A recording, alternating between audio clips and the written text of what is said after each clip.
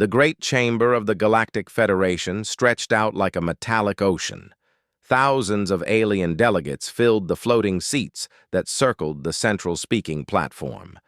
The air hummed with tension as different species whispered in, their native tongues.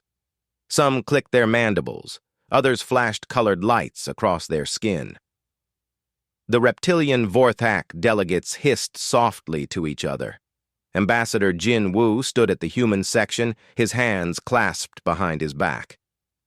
His dark suit looked plain compared to the elaborate robes and biomechanical augmentations worn by other species. He had served Earth for 23 years, but today felt different.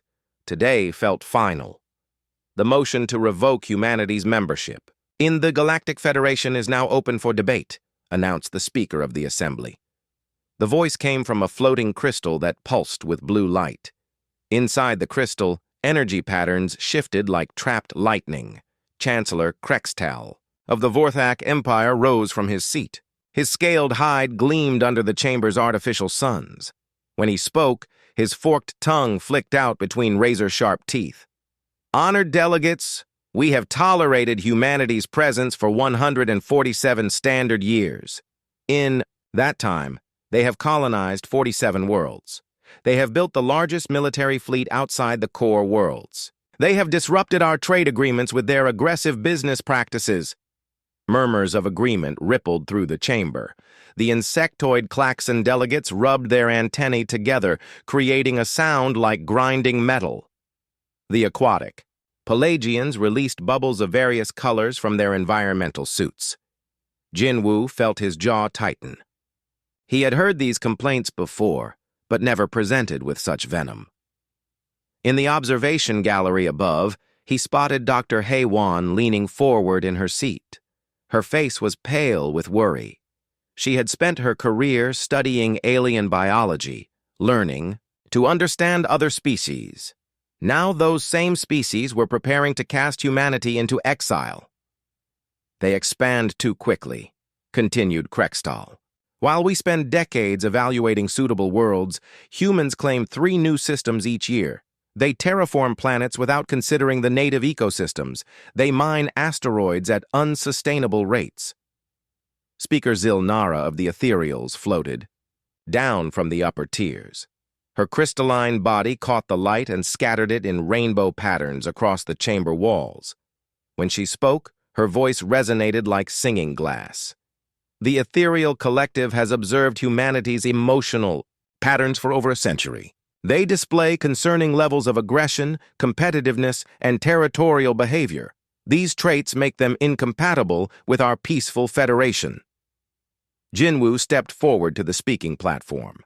The motion sensors activated and his voice was amplified throughout the massive chamber. Honored delegates, humanity has contributed significantly to this federation. Our medical researchers have developed cures for 17 major diseases that affected multiple species. Our engineers designed the current hyperspace navigation system used by every ship in this chamber. Our diplomats have negotiated peace, treaties that ended 3 major wars. Yes, hissed Krextal, but at what cost? Your species cannot simply exist alongside others. You must dominate, control, improve everything you touch. You make other species uncomfortable with your constant questions and changes. Dr. Hei-Wan watched from above as the debate continued. She had worked with scientists from dozens of species. In her laboratory, she had seen how human curiosity drove breakthrough discoveries. When the Verdani faced crop failures, human botanists had developed resistant strains within months. When the plutocratic collective's trade computers began failing, human programmers had designed better systems in weeks. But none of that seemed to matter now. Captain Dong Hyun of the Earth Defense Fleet sat in the military observer section. His uniform bore the insignia of someone who had spent 30 years protecting Federation shipping lanes from pirates and raiders. He had fought alongside Vorthak warriors and klaxon tacticians. He had saved alien lives and alien worlds. But today, those same allies were calling his species a threat. The debate raged for hours. Delegate after delegate rose to voice complaints about humanity. They were too loud, too curious, too innovative. They asked too many questions. They challenged too many traditions. They made other species feel inferior with their rapid technological advancement. "Humans complete in 50 years what takes us 500, complained the plutocratic merchant prince Vexthon. "They make our established industries obsolete with their innovations. They create economic instability." Jinwoo tried to respond to each accusation, but he could see the mood of the chamber. Fear dominated the discussion. Fear of human potential, human growth, human difference. The other species had built their federation on stability and gradual change. Humanity represented chaos and rapid evolution. As the debate drew to a close, Speaker Zil Nara announced the vote. All delegates in favor of Resolution 2847X, the revocation of humanity's Federation membership, signal now. The chamber filled with lights, sounds, and bioluminescent displays as delegates cast their votes. Jinwoo watched the tally appear on the central display.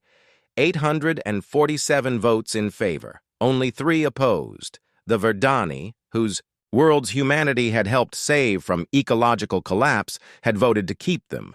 So had the small Minari Collective and the dolphin-like cetaceans of Aquatica Prime. "The resolution passes," announced the Crystal Speaker. "Humanity's membership in the Galactic Federation is hereby revoked. All human civilians, military personnel, and installations must withdraw to the Sol system within 180 standard days. Upon completion of the withdrawal, the hyperspace lanes leading to Sol will be sealed indefinitely." Jinwoo felt something break inside his chest. He had dedicated his life to building bridges between humanity and the galaxy. Now those bridges were burning. "We request transportation assistance for the evacuation of 2.3 billion human civilians," he said quietly. "Each species will provide what ships they can spare," replied Krextal with obvious reluctance. "But understand, Ambassador Jinwoo, this is not cruelty. This is necessity. Your species and ours cannot coexist peacefully. Perhaps isolation will teach humanity to control their impulses." The session ended with the familiar ritual of harmony, where each species contributed to a shared musical piece. But humanity's part was already being written out of the composition. Dr. Haewon met Jinwoo outside the chamber. Her eyes were red from tears she had refused to shed in public. "What do we do now?" she asked. Jinwoo looked back at the great chamber, where alien delegates were already discussing how to redistribute humanity's former territories and trade routes. "We go home," he said simply. "We gather our people, and we go home." "Captain?" Dong-hyun joined them, his face grim. "I've already received preliminary evacuation orders.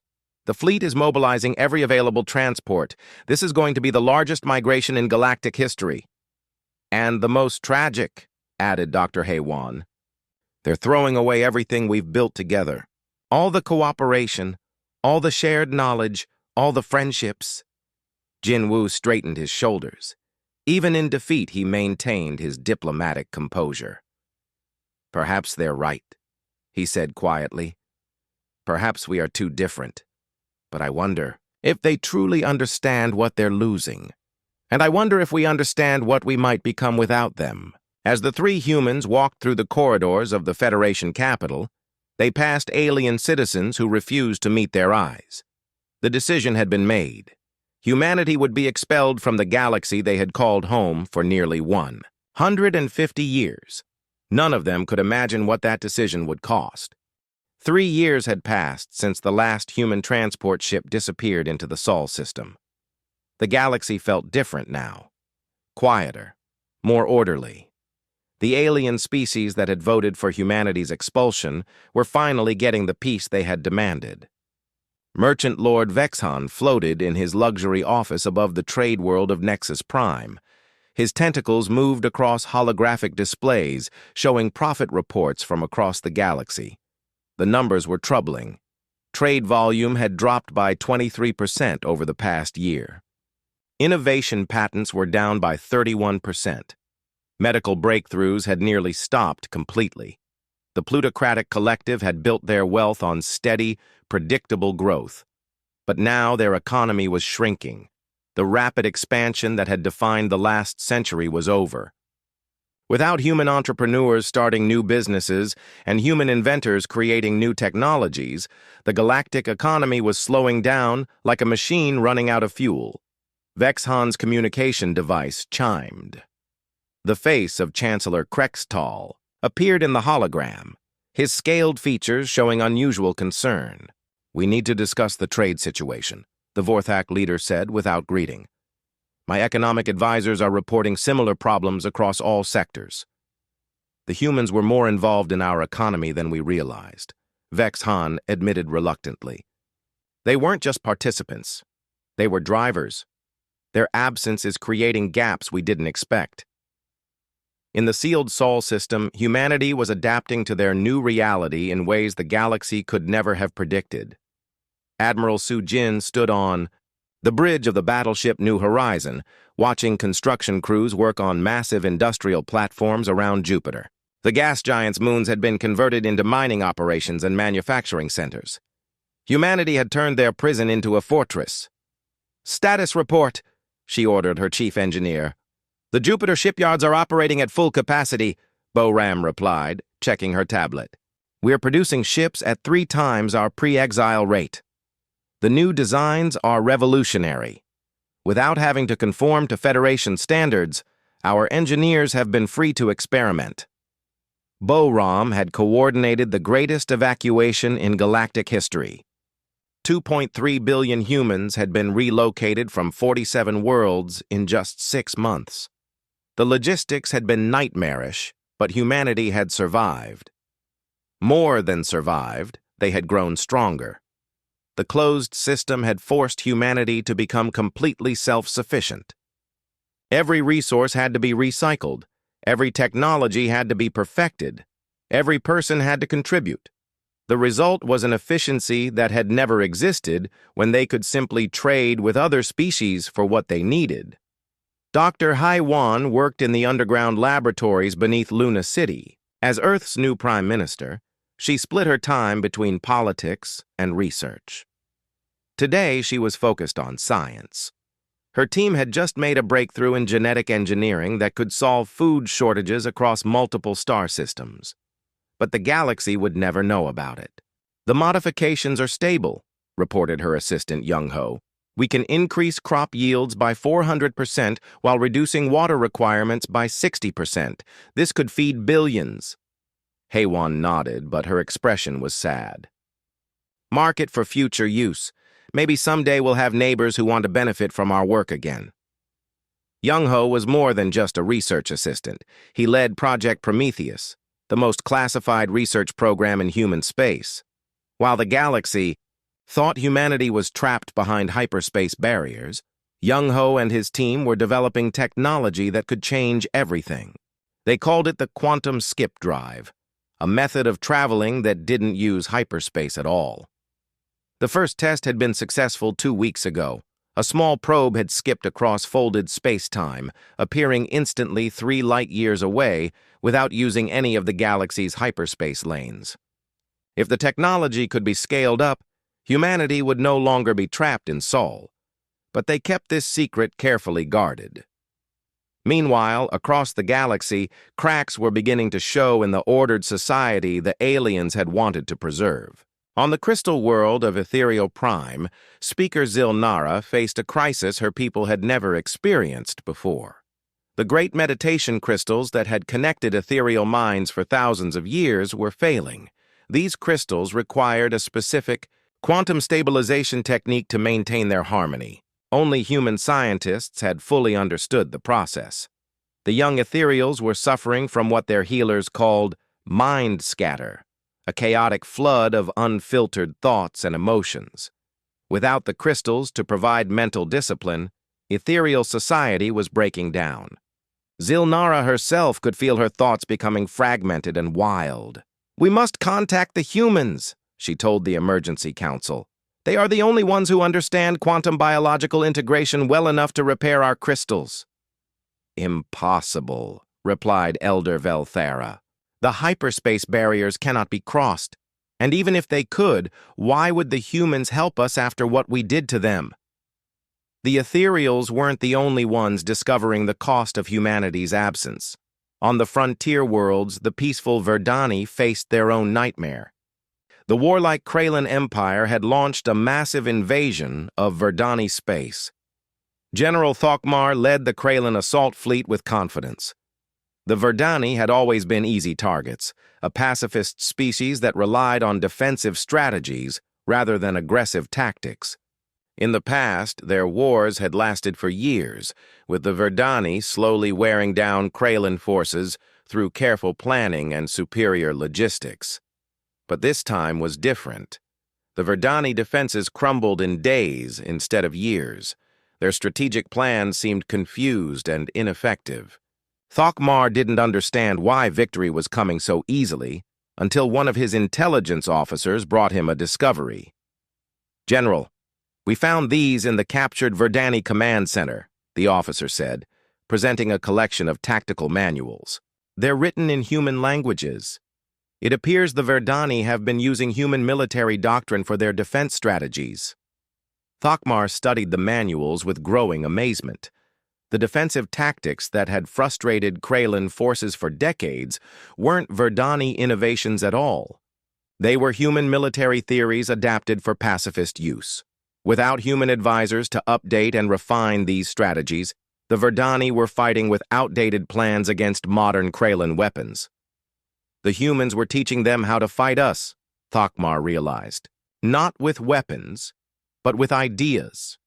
And now those ideas are gone. The Kraylan Empire swept through Verdani space like a wildfire. 12 worlds fell in the first month. The Verdani government sent desperate messages to the Federation, begging for help, but the remaining member species were dealing with their own problems. Back in the Sol system, humanity watched these developments through long-range sensors and intercepted communications. The galaxy that had expelled them was falling apart, just as they were becoming stronger than ever. Captain Dong Hyun, now promoted to Fleet Admiral, reviewed intelligence reports in his office aboard the command station orbiting Mars. "The Kraylan have taken 18 Verdani worlds," he reported to the Human Defense Council. "The Federation's economy is contracting rapidly, and our sensors detect some kind of biological crisis affecting the ethereal worlds. Should we offer assistance?" asked Council Member Jin Woo, the former ambassador who now served as Minister of External Affairs. Admiral Su Jin shook her head. "They made their choice 3 years ago. They wanted us gone, and we're gone. If they're having problems now, those are consequences they'll have to face themselves." But Dr. Haewan felt differently. "We're not like them," she said quietly. "We don't abandon people in crisis, even people who have wronged us. That's what makes us human." The debate would continue for months, but already some humans were wondering if their exile might not be permanent after all. The galaxy was learning what it meant to exist without humanity's contributions, and humanity was learning what they could become when they had no choice but to rely on themselves.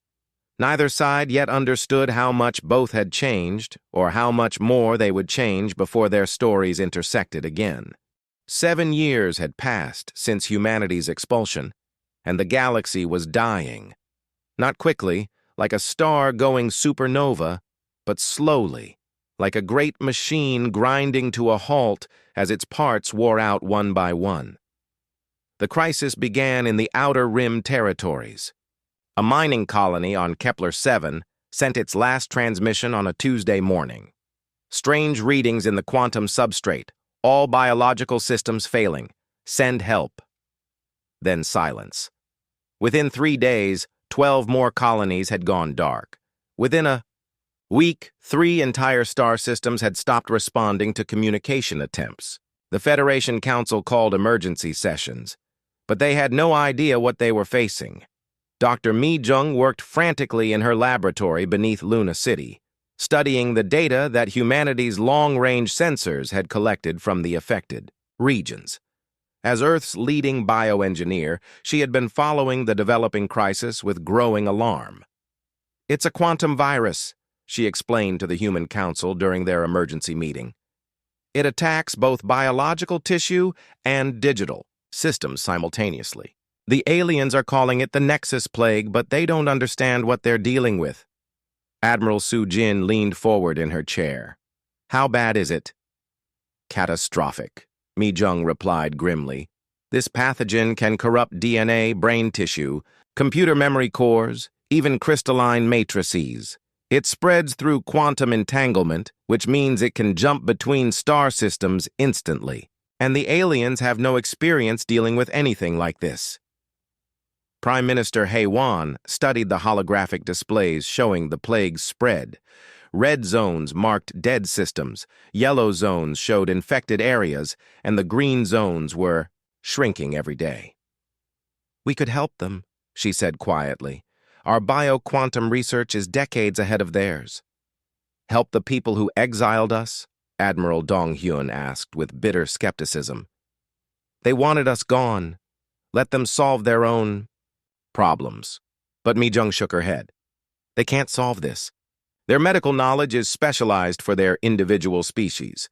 They don't understand hybrid quantum biological systems. Only humans have worked extensively in both fields." In the Federation capital, President Korvash of the Centaurian Republic watched the plague spread across his territory. His blue-tinged skin had grown pale with stress as world after world fell silent. The Federation's best scientists were completely baffled by the pathogen. "What do our medical advisors recommend?" he asked his chief of staff.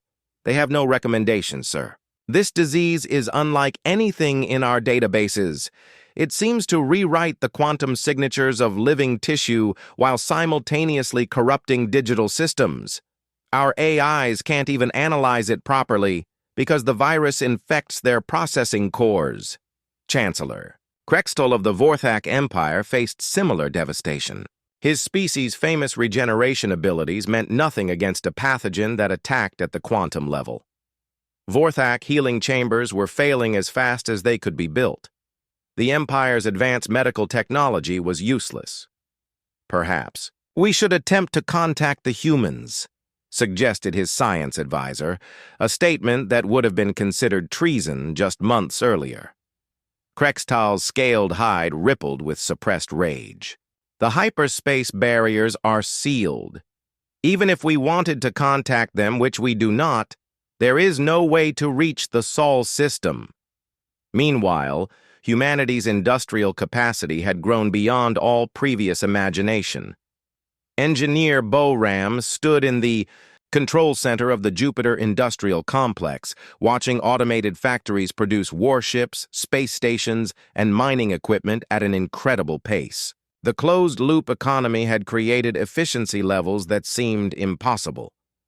"Production report," she requested from her assistant. 2,847 new vessels completed this month," came the reply, "all incorporating the latest defensive and offensive technologies. Our manufacturing capacity has increased 400% since the exile began. The ships being built were unlike anything that had existed during humanity's Federation membership. Free from alien design standards and treaty limitations, human engineers had created vessels that were faster, more powerful, and more advanced than anything in the galaxy."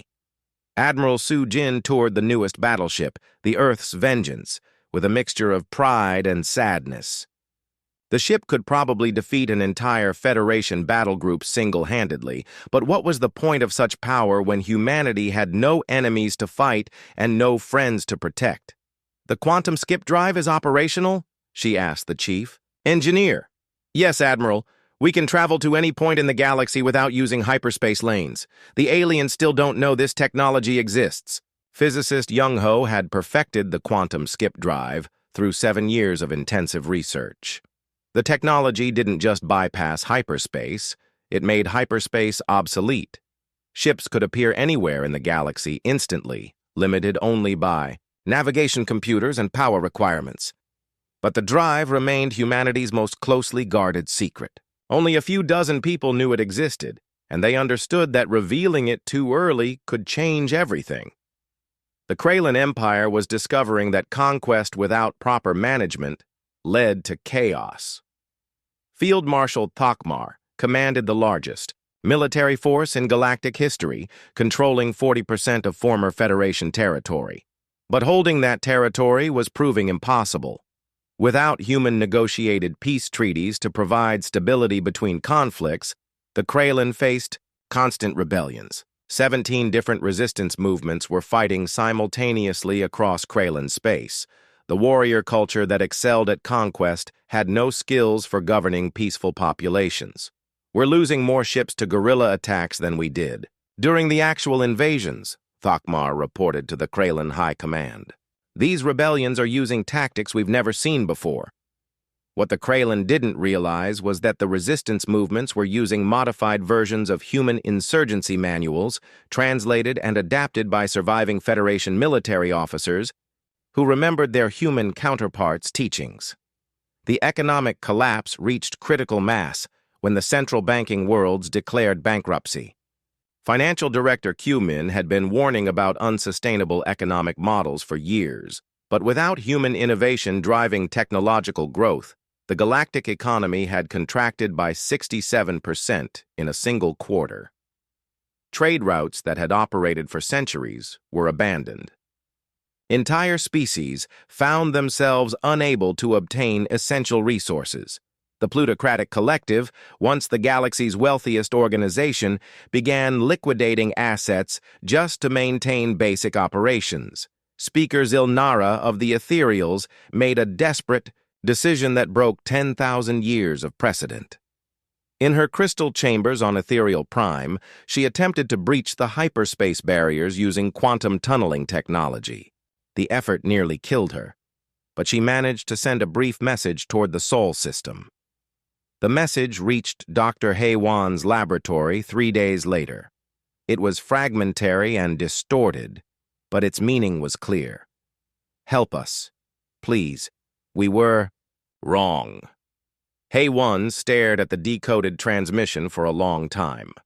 Around her, human scientists worked on projects that could revolutionize galactic civilization, food production techniques that could end hunger, medical breakthroughs that could extend lifespans, energy technologies that could power entire star systems, all of it hidden behind barriers that the galaxy had built to keep humanity out.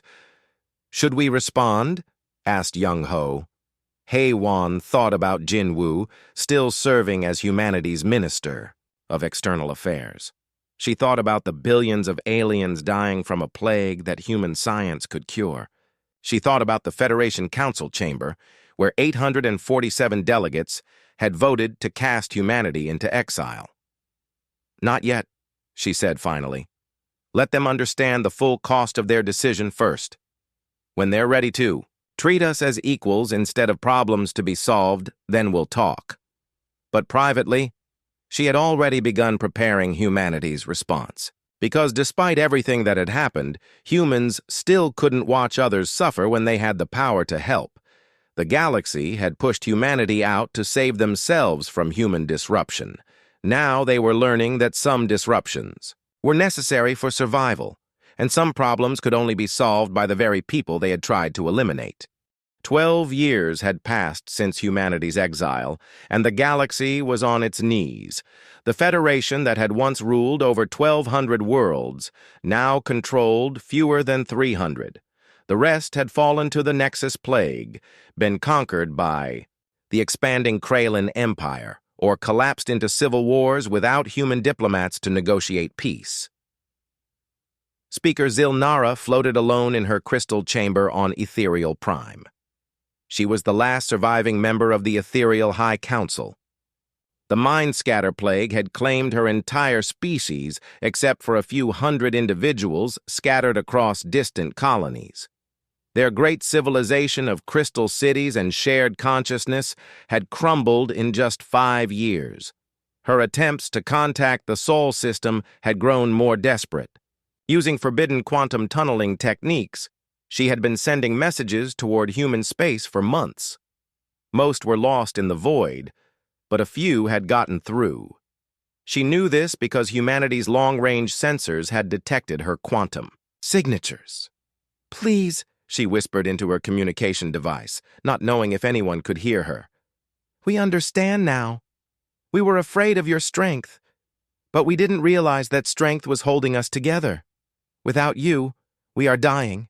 The message traveled through folded space-time, reaching Dr. Haywan's laboratory on Luna 3 days later.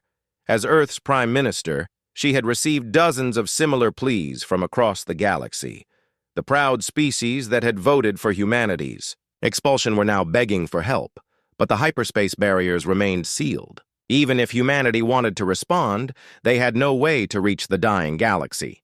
At least that's what the aliens believed. Field Marshal J. Hoon of the Kraylan Empire stood in the ruins of a captured human colony on Kepler 442b. His forces had taken the world easily. It had been abandoned for 12 years. But what they found in the archives changed everything. He thought he knew about warfare. The human tactical manuals were written in simple language, but their contents were revolutionary. Every major Kraylan victory in the past century had unknowingly followed strategic principles developed by human military theorists. The Kraylan had thought they were natural warriors, but they had actually been students learning from distant teachers. "These humans predicted our battle plans 70 years before we made them," Jae-hoon told his staff officers. "Look at this analysis of siege warfare. They described exactly how we would attack fortified positions, then provided counter-strategies for defending against our own tactics. Without access to updated human military doctrine, Kraylan forces were suffering devastating defeats against even primitive resistance movements. Rebels who had studied old Federation military manuals were outfighting the galaxy's most feared warriors." "We need these humans," Jae-hoon admitted to his second-in-command. "Our entire military philosophy is based on concepts they developed. Without their guidance, we're just brutal thugs with advanced weapons." The economic collapse had reached levels that threatened the basic functioning of civilization. Financial Director Cuman's predictions had come true with horrifying accuracy. The central banking worlds had declared bankruptcy 6 months earlier, triggering a cascade of economic failures across the galaxy. Merchant Lord Vexhan floated in his luxury office. But the luxury was mostly an illusion now. His trade empire had lost 80% of its value. The plutocratic collective was selling entire star systems just to maintain basic operations. The humans drove 31% of all innovation in the galaxy, he explained during an Emergency Economic Council meeting. They created 67% of breakthrough medical discoveries. They generated 42% of all patents filed in the past century. Without them, our economy isn't just shrinking, it's becoming primitive. Species that had enjoyed advanced technology for thousands of years were reverting to earlier development stages. Without human engineers maintaining complex systems, infrastructure was failing across the galaxy. Without human scientists making discoveries, medical treatment was becoming crude and ineffective. In the Sol system, humanity had become something the galaxy had never seen before. Supreme Admiral Su Jin stood on the bridge of her flagship, watching a fleet exercise that would have been impossible during their Federation membership. 3,000 ships moved in perfect coordination, using tactics and technologies that made pre-exile human forces look primitive. "Fleet status report," she requested. Captain Dong Hyun, now her chief of staff, consulted his tactical display. "All vessels are equipped with quantum skip drives. We can deploy anywhere in the galaxy within hours. Our weapons systems are approximately 300% more effective than anything in current galactic arsenals. Our defensive capabilities are even more advanced." The closed-loop economy had forced humanity to perfect every aspect of their technology. When you couldn't trade for resources, you had to make everything yourself better than anyone else had ever made it. The result was a level of technological advancement that bordered on miraculous. Engineer Boram reported from the Jupiter Industrial Complex. "Production capacity has stabilized at sustainable levels. We're now building ships for long-term exploration rather than immediate defense. The Mars terraforming project is ahead of schedule. Venus atmospheric conversion has begun. Humanity was transforming their entire solar system into a fortress and factory, but it was a fortress preparing for exploration, not war. The young humans, born since the exile, had grown up knowing they were considered outcasts by the galaxy. They had no loyalty to alien species, no emotional attachment to galactic civilization. Bioengineer Mi Jung had perfected her cure for the Nexus Plague 2 years earlier. The treatment was elegant in its simplicity, a quantum biological agent that could restore corrupted DNA and repair damaged digital systems simultaneously. She had also developed treatments for the ethereal mind scatter condition and several other alien medical crises. But the cures remained locked in human laboratories, useless to the dying galaxy. "We could save millions of lives," she told the Human High Council during their weekly meeting. "The Nexus Plague has killed over 4 billion sentient beings. Our treatment could stop it completely." Council Speaker Tae Hyun represented the hardline faction that wanted nothing to do with the galaxy that had rejected them.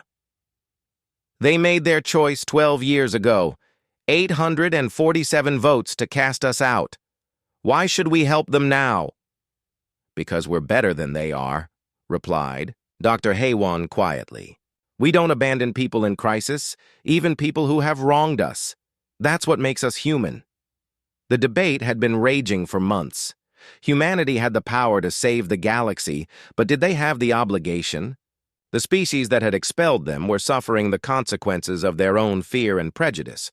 Some humans argued that this was justice. Others argued that letting billions die was genocide. Physicist Young Ho presented new intelligence gathered by quantum skip drive reconnaissance missions. "The situation is worse than we thought. The Nexus Plague has mutated. It's now attacking the quantum substrate of hyperspace itself. If it continues spreading, it could collapse the entire hyperspace network.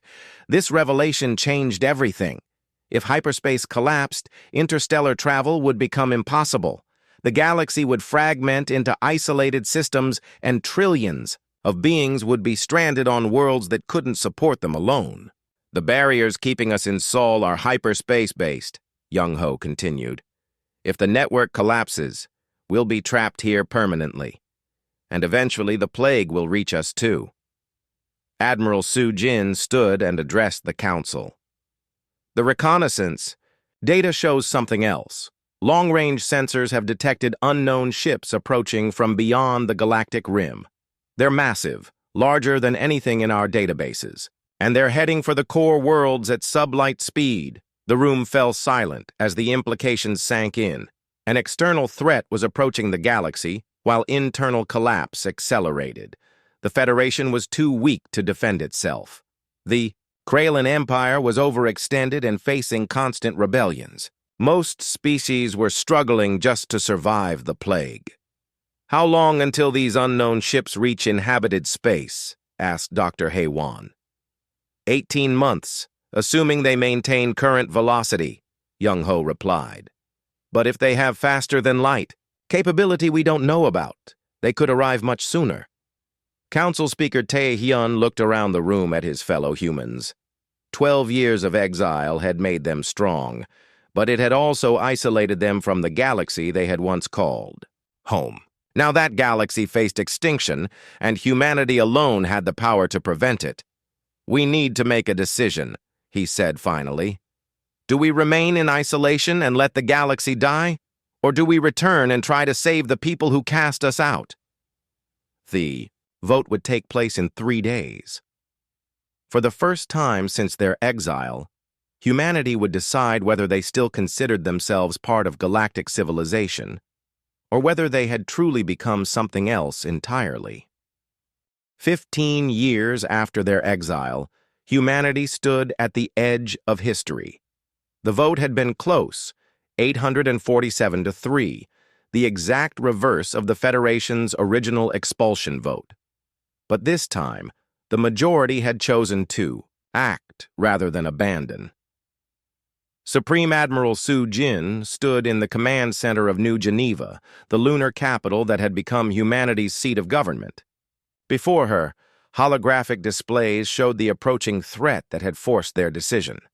The Devourer fleet consisted of ships unlike anything in galactic databases, massive, organic-looking vessels that consumed entire star systems and converted matter into pure energy. "Fleet status," she ordered.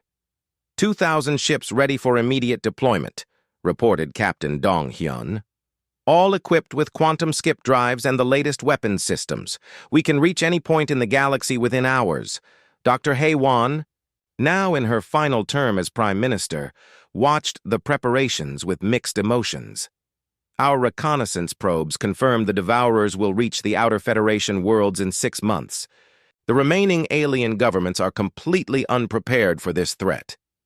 The decision to break humanity's isolation hadn't been easy. 15 years of exile had created a generation of humans who had no connection to galactic civilization. They had grown up knowing they were outcasts, unwanted by the species that had cast them out. Many saw no reason to risk human lives for alien worlds. But humanity's greatest strength had always been their refusal to abandon others in need, even those who had wronged them. Physicist Young-ho activated the quantum barrier collapse sequence from his laboratory deep beneath Luna's surface. The technology that had imprisoned humanity for 15 years was about to become the key to their return. "Hyperspace barriers are destabilizing," he reported. "We'll have clear passage to galactic space in 12 hours. The first human ships to enter Federation territory in 15 years weren't warships. They were medical vessels carrying cures for the Nexus plague that had killed billions across the galaxy." Bioengineer Mi Jung had insisted on this approach. "We don't return as conquerors," she had argued during the final planning sessions. "We return as healers. Let them see what they lost when they cast us out." The medical ships appeared simultaneously, in 12 different systems, all affected by the plague. Their quantum skip drives allowed them to bypass the damaged hyperspace network entirely. To the dying alien populations, the ships seemed to materialize from nowhere like miraculous apparitions. On Ethereal Prime, Speaker Zilnara felt the quantum resonance of approaching human vessels before her instruments detected them. She was one of only 50 Ethereals still alive on their homeworld, the rest having succumbed to mind scatter or fled to distant colonies. "Human ships have arrived in orbit," her aide reported with wonder. "They're requesting permission to deploy. Medical teams." Zilnara's crystalline form pulsed with emotions she had thought lost forever: hope, gratitude, and overwhelming relief. Grant them permission. Grant them anything they need.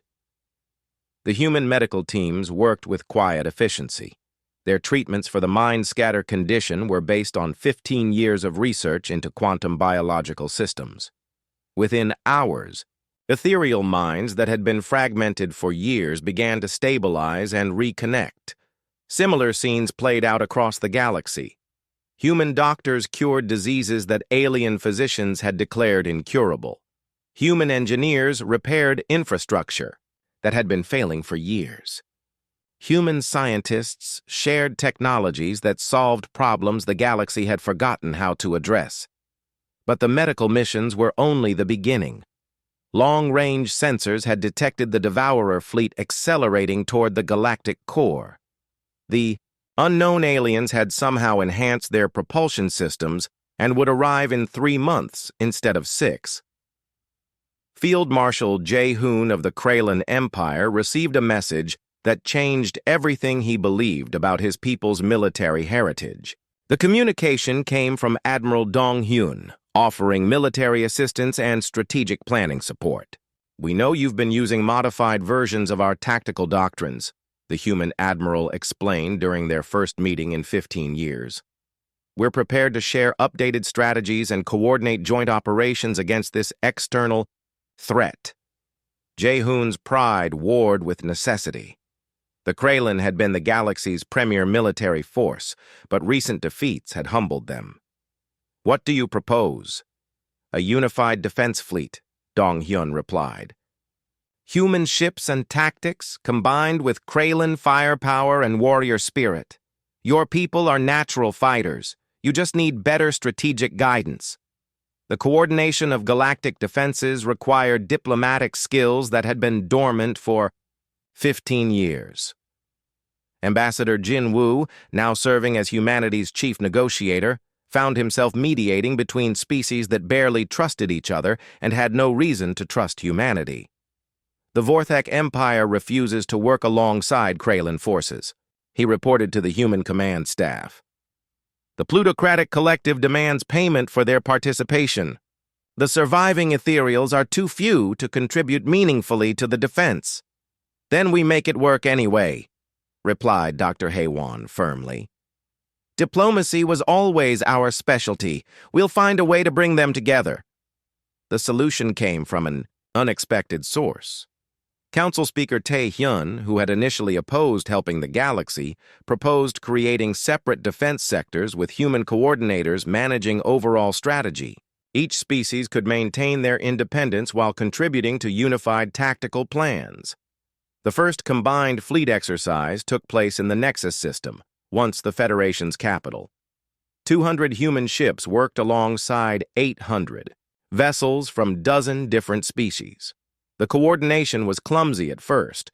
15 years of separation had created gaps in communication protocols and tactical understanding. But humanity's quantum skip technology changed everything. Human ships could appear anywhere on the battlefield instantly, providing support where needed or withdrawing from overwhelming enemy fire. The aliens had never seen anything like it. How is this possible? Asked Chancellor Krextal during a strategy meeting aboard the human flagship. Your ships move without using hyperspace lanes. They appear and disappear like ghosts. Supreme Admiral Soo-jin smiled quietly. We had 15 years to develop new technologies. Isolation forced us to innovate in ways we never would have attempted while part of the Federation. The Devourer. Fleet arrived 3 weeks earlier than expected, emerging from dark space at the galaxy's edge like a swarm of metallic locusts. Their ships were even larger than reconnaissance had suggested. Some were the size of small moons, with organic hulls that pulsed with alien energy. The first engagement took place at the Sentinel Worlds, humanity's former outer colonies. The Devourers didn't communicate or negotiate. They simply began consuming everything in their path: planets, moons, space stations, and any ships that got too close. Admiral Soo-jin coordinated the defense from her flagship's war room. Around her, holographic displays showed the battle unfolding across multiple star systems. Human quantum skip drives allowed rapid repositioning of forces, while alien ships provided firepower and specialized capabilities. Devourer behavior patterns are becoming clear, reported the tactical analysis team. They operate as a hive mind, sharing information instantaneously across their fleet, but they seem vulnerable to quantum disruption. Bioengineer Mi Jung had been studying captured Devourer technology and made a crucial discovery. Their hive mind connection operates through quantum entanglement, she explained during an emergency briefing. If we can disrupt that connection, their coordination will collapse. The solution required combining human quantum manipulation technology with alien expertise in biological warfare. Working together, the former enemies created a quantum biological virus designed specifically to attack the Devourer hive consciousness. The final battle took place at the Nexus of Worlds, the ancient capital where humanity had been expelled 15 years earlier. The Devourer main fleet had reached the galactic core, threatening the home worlds of every major species. Supreme Admiral Soo-jin led the combined defense fleet personally. Beside her flew ships from species that had once voted to cast humanity into exile. Vorthak cruisers worked alongside human destroyers. Kraylan battleships followed human tactical coordination. Even the few surviving ethereal vessels contributed their unique energy manipulation capabilities. The battle lasted 17 hours and reshaped galactic understanding of what was possible in space warfare. Human quantum skip drives allowed unprecedented tactical flexibility. Alien weapons provided devastating firepower. But the decisive moment came when Mi Jung's quantum virus was deployed against the Devourer hive mind. The effect was immediate and catastrophic. Devourer ships suddenly began, operating independently, their perfect coordination dissolving into chaos. Many ships simply stopped moving as their hive consciousness collapsed. Others turned on each other as confused individual minds struggled to understand their situation. Devourer fleet is in full retreat, reported the sensor teams. Remaining ships are fleeing toward the galactic rim at maximum velocity. As the alien threat disappeared back into dark space, the surviving galactic civilizations faced a new reality. They had been saved by the very people they had tried to eliminate.